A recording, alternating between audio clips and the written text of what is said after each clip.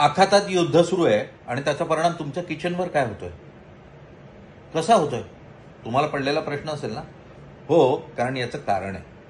आपण जो LPG gas वापरतो ना, त्यातला साधारण 62 ते 67% LPG गॅस हा आपण आयात करतो.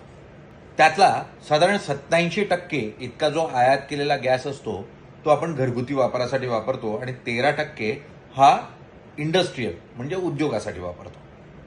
आता बरं, हा जो 67% इतका गॅस आपण आयात करतो तो साधारण 91% येतो तो हॉर्मझच्या खाडीतून म्हणजे अरब राष्ट्रांमधून.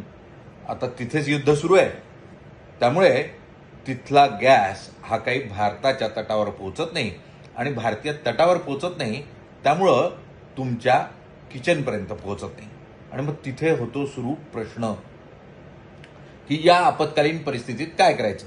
मग सरकारनं सहज आणि सोपा काय मार्ग शोधला, तर तुम्हाला जास्तीत जास्त काळ एका सिलेंडरवर स्वयंपाक करायला लावायचा.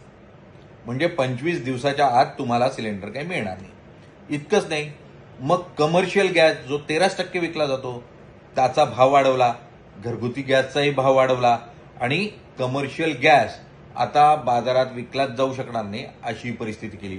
त्याच्यासाठी भारत सरकारने काय केलं, सांगितलं की जो गॅस इंडस्ट्रीयल यूजचा आहे त्याला प्रायोरिटी द्यायची नाही, घरगुती वापराचा जो गॅस आहे LPG त्याला जास्तीत जास्त प्राधान्य द्या, जेणेकरून स्वयंपाक सुरू राहील तुमच्या आमच्या किचनमधला.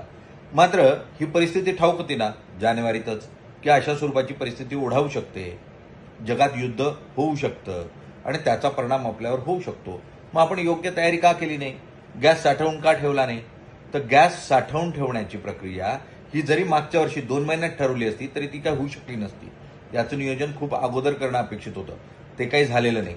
बरं, जास्तीत जास्त गॅस खरेदी करून ठेवण्याची प्रक्रिया हवी होती, तीही झालेली नाही आणि त्यामुळे आता आपल्यासमोर अडचण आहे. अनेक हॉटेल बंद पडतील अशी परिस्थिती आहे. बँगलोरमध्ये 50% हॉटेल बंद झालेले आहेत, मुंबईत 20%, इतकंच नाही पुण्यातही. आणि हॉटेल संघटनांनी सांगितलं की 2 दिवसात सर्व हॉटेल बंद होतील. एकंदरीत काय तर नियोजन शून्य अशा स्वरूपाची परिस्थिती आहे. यामध्ये पेट्रोलची परिस्थिती तितकीच वाईट आहे. रशियाकडून साधारण 36% पेट्रोल यायचं, त्यातलं आता आपण फक्त 20%च रशियाकडून घेतो अशी परिस्थिती आहे. तीही घेतो असं सांगतायत पण ते येतच असं नाही. त्यामुळे आत्ता गॅसची परिस्थिती बिकट आहे, पुढच्या काळात पेट्रोलची होईल. आज ब्लॅक अँड व्हाईटमध्ये इतकंच, उद्या नव्या विषयासह. धन्यवाद.